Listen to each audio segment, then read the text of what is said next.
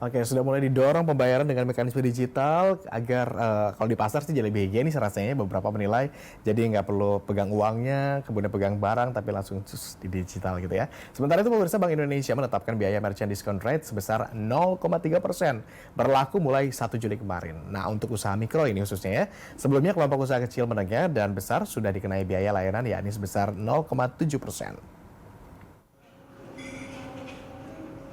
MDR atau Merchant Discount Rate merupakan biaya yang dibebankan kepada pedagang oleh penyelenggara jasa sistem pembayaran setiap melakukan transaksi menggunakan KRIS. Mulai 1 Juli 2023, Bank Indonesia selaku regulator menetapkan biaya layanan sebesar 0,3% yang sebelumnya 0% alias tak berbayar. Meski besarannya dianggap tak seberapa, namun pedagang kecil merasa terbebani. Tahu dong, dari ada pemberitahuan dari banknya. Nah, kalau dibilang ngaruh ya ngaruh lah, pasti karena ada potongan kan. Karena orang kan kebanyakan sekarang bayarnya pakai QRIS. Semakin banyak ya semakin banyak juga potongan. Kebijakan ini diambil sebagai upaya menjaga keberlangsungan ekosistem penyelenggaraan layanan KRIS dalam jangka panjang, termasuk meningkatkan kualitas layanan. Karena itu, pedagang pun diimbau untuk tidak membebankan biaya tambahan pada konsumen. Ya gimana lagi ya gitu.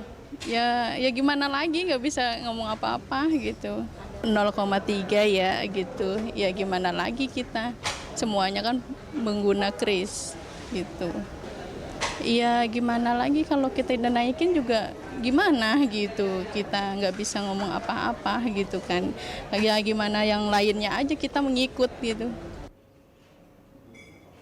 Meski telah berlaku sejak 1 Juli, tak semua pedagang mengetahui adanya beban tambahan pada transaksi menggunakan KRIS, sehingga kekhawatiran terhadap pendapatan dan berkurangnya keuntungan pun tak terhindarkan. Wah, untuk sementara ini saya belum tahu, Mbak. Mungkin kalau mempengaruhi tidak, tapi untuk pendapatan saya udah pasti terpengaruh banget. Kan udah pasti kena potongan. Setiap penjualan, omset sehari sekian, dikenakan biaya seperti itu buat saya pasti ada beban tersendiri karena buat pendapatan lebih mengurangi. Tarif 0,3% merupakan tarif maksimal yang dapat dibebankan pada merchant. Meskipun penyelenggara jasa sistem pembayaran masih dapat menerapkan tarif 0% atau gratis. Maria Gabriela, Gali Bagas, B-Universe. Bagi sebagian orang jadi gampang gitu ya, tinggal klik kemudian jadi nggak perlu mikirin juga ada uang kembalian dan segala macamnya karena sudah pasti ya. Tetapi memang kenaikan biaya MDR atau Merchant Discount Rate menuai pro kontra terutama dari kalangan pedagang kecil karena beban biaya administrasi yang hanya di biaya MDR tapi mereka juga terbebani dengan biaya administrasi bank. Nah, biaya 0,3% merupakan angka maksimum padahal masih bisa jika tarif kurang dari angka tersebut. Kita telah terhubung dengan pengamat ekonomi Universitas Indonesia Bu Telis Aulia Felianti untuk membahas terkait informasi-informasi yang sudah menjadi pro kontra ini. Selamat pagi Bu Telisa. Ya, selamat pagi. Terima kasih sudah bergabung bersama kami di obrolan pagi Bu Telisa. Dari pedagang kecil yang kami wawancara mengaku keberatan dengan penetapan tarif ini. Himbauan dari Bank BI untuk tidak membebankan biaya MDR pada konsumen juga ini, namun imbasnya beberapa pedagang memilih menaikkan harga barang. Anda melihat ini seperti apa? Apakah memang jangan-jangan angka ini juga sudah pas 0,3% atau seperti apa begitu? Ya, betul. Ini memang sejarahnya ya, kita perlu lihat dulu sejarah historisnya. Jadi kan awalnya untuk untuk awal sosialisasi ya agar masyarakat terbiasa, memang yang mikro ini belum dikenakan ya. Kalau yang menengah kan usaha kecil menengah itu sudah dikenakan 0,7%. Untuk khusus mikro itu diberikan keleluasaan saat itu karena pandemi COVID. Karena sebenarnya kan ini mulai diluncurkan sekitar 2020. Nah, karena saat itu pandemi COVID tidak mungkin untuk men-charge yang 0,3, akhirnya diputuskan 0% karena kondisi COVID kan. Nah, karena sekarang COVID-nya udah berlalu dan masa pengenalan dianggap sudah berlangsung selama 3 tahun. Nah, oleh karena itu sekarang di-charge. Nah, tujuan nge-charge itu apa sih? Kita perlu tahu ya. Sebenarnya tujuan nge-charge itu karena untuk memaintain gitu ya biaya layanan, karena tentunya lembaga-lembaga penyedia jasa pembayaran ini ada cost, ada investment yang harus ditanggung ya ketika untuk memaintain layanan ini. Karena kan layanan ini bisa ada, itu kan pasti ada ekosistem bisnisnya ya. Artinya ada orang yang ngurus, ada pegawainya yang bertugas mungkin gitu ya, yang perlu dibiayai gitu. Pegawainya, ada investment cost-nya. Nah, untuk mempertahankan layanan itu makanya ada charge itu. Nah, memang perlu dicari bersama sih. Artinya bahwa mungkin bisa bertahap ya, dalam arti bahwa ya kan kondisi ekonomi 2023 ini juga sedang tidak baik ya. Kalau saya sih sarannya mungkin kita bertahap dulu kayak 0,1 dulu gitu. Jadi jangan langsung ke 0,3 karena tadi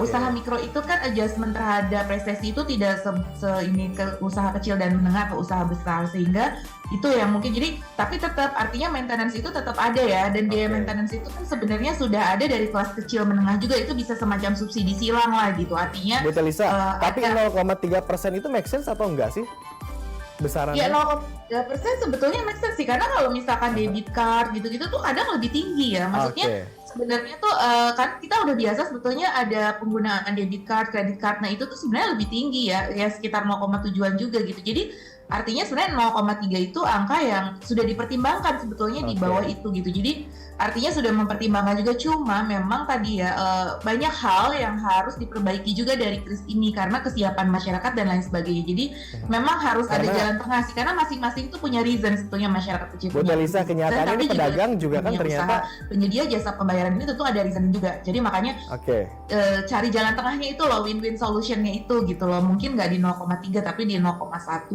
dulu gitu. Menyesuaikan juga kondisi ekonomi seperti itu. Oke, Bu Telisa, tapi kalau tadi Anda menyebutkan sebaiknya juga bertahap di 0,1 dulu, 0,2 gitu kan. Itu bisa jadi win-win solution, tetapi memang dengan angka ini pun pedagang ternyata dikenakan biaya lain dalam penggunaan kris, seperti untuk kemudian admin atau settlement. Nah, ini akhirnya imbasnya karena lumayan banyak nih potongan-potongan atau biaya-biaya yang perlu dibayar. Alih-alih membuat masyarakat kemudian menggunakan transaksi digital, banyak juga yang mengaku memilih kembali menggunakan transaksi manual. Kenapa? Karena ternyata tidak sedikit pedagang yang kemudian dinaikin aja deh harganya gitu karena ada biaya ini itu gitu kan. Ini kan tentunya tidak menutup kemungkinan akan memberikan dua opsi pembayaran kepada pembeli. Di sisi lain padahal pemerintah kita tahu udah harus menggenjot terus mendorong agar sektor ekonomi ini gencar didorong dengan transaksi digital. Bagaimana Anda melihat ini? Ya, jadi memang kalau saya melihat diversifikasi itu tetap perlu ya, dan memang artinya bahwa ya tidak berarti tunai itu nggak sama sekali ya, dalam kondisi tertentu misalkan ketika jaringan internet itu lagi lambat, terus kemudian juga memang ya tiba-tiba ya pernah terjadi PLN blackout tuh, maksudnya listrik tuh pernah tahun berapa tuh terjadi di tol jadi nggak bisa, atau e-money jadi nggak bisa gitu ya, ketika itu kan akhirnya tunai. Nah, artinya kita tetap harus menyediakan opsi bagi masyarakat, jadi ada tunai ada ini. Nah, cuma mungkin orang kan punya preferensi. Nah, untuk yang non tunai itu juga lebih nyaman bisa menggunakan juga. Nah, tapi tadi mungkin masalah biaya-biaya yang tekan itu seperti biaya settlement ya. Jadi mungkin biaya settlementnya bisa dikurangi juga gitu. Jadi artinya bahwa mungkin biaya settlement ya perlu dikaji lah. Perlu dikaji willingness to pay. Jadi kalau kita mau nge-charge tarif itu dalam pelayanan publik biasanya harus ada survei mengenai willingness to pay dan ability to pay.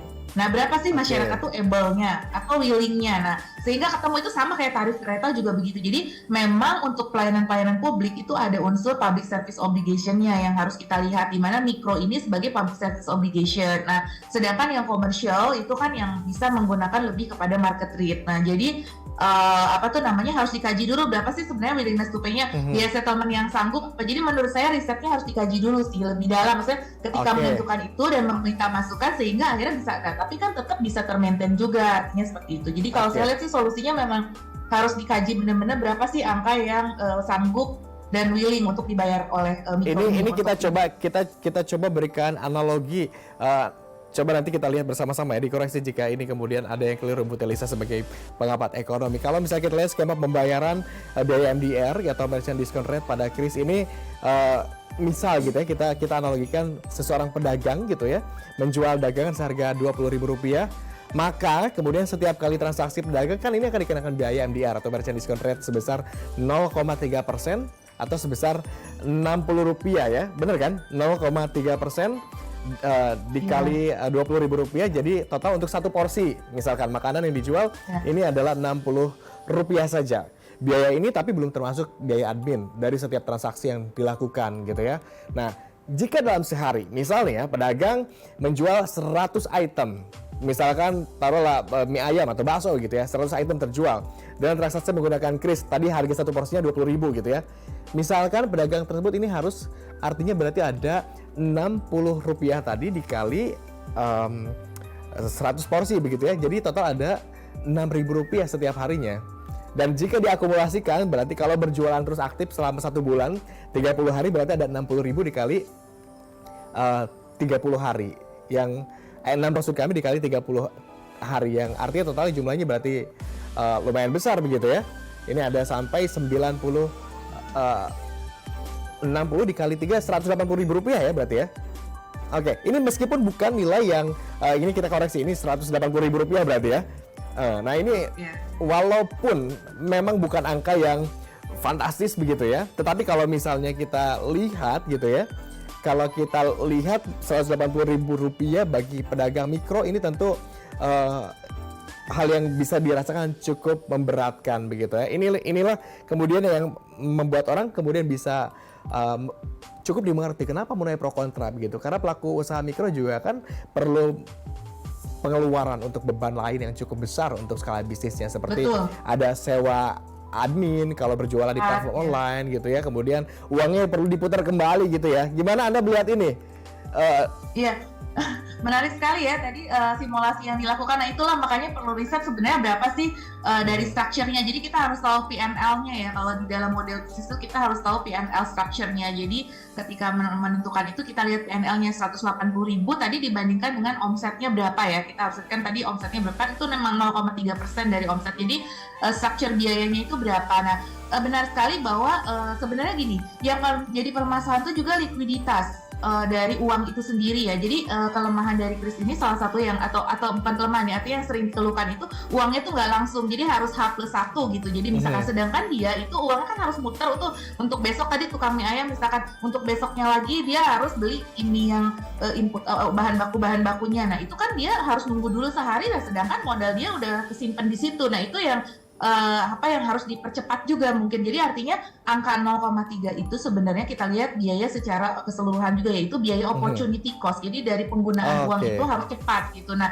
kalau misalkan cepat berputar itu sebenarnya mungkin masih readable dan asumsinya tidak ada biaya-biaya lain yang memberatkan, karena memang usaha mikro kita seperti kita ketahui kadang ada pungli itu dia harus nyetor ke petugas-petugas apa yang di lapangan. Nah itu yang jadi nggak economic of scale-nya kalau usaha mikro kan nggak kayak perusahaan besar ya yang worldwide dan sebagainya. Jadi mereka itu memang structure cost-nya itu profit margin-nya cenderung kecil gitu kan. Nah itu yang memang makanya perlu ada penyesuaian di situ. Nah kalau saya melihat sih itu tadi P&L-nya harus kita pahami sebenarnya berapa sih angka yang optimalnya. Mungkin tadi 0,1% menurut saya itu reachable, ditambah dengan harus ada percepatan dari uang kasnya itu untuk kembali gitu, karena dia butuh untuk modal selanjutnya. Jadi kita selalu memahami karakteristik usaha mikro ini gitu. Makanya banyak, saya juga sering nih bahkan itu di kota ya, banyak yang kadang krisnya itu tidak terlalu banyak digunakan gitu, karena mereka bilang mereka pengen cepat uangnya balik gitu. Jadi mereka bilang, Bu kalau ada cash aja. Jadi dari pedagangnya sendiri kadang walaupun sudah ada krisnya mereka tetap ke kita minta cash aja. Alasannya apa? Katanya uangnya agak lama nyampainya kayak gitu. Dengan berbagai kemudahan ditawarkan Kris, nyatanya masih banyak pedagang yang memang pengennya cash aja karena butuh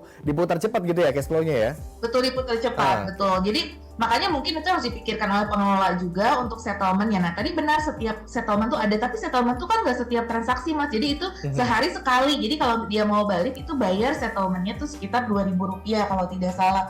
Ya sekitar 2.000 gitu.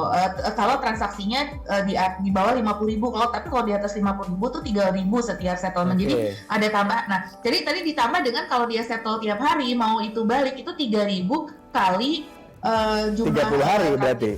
Ya, nah iya itu mungkin yang di situ ada tambahan lagi uang lagi gitu. Ya.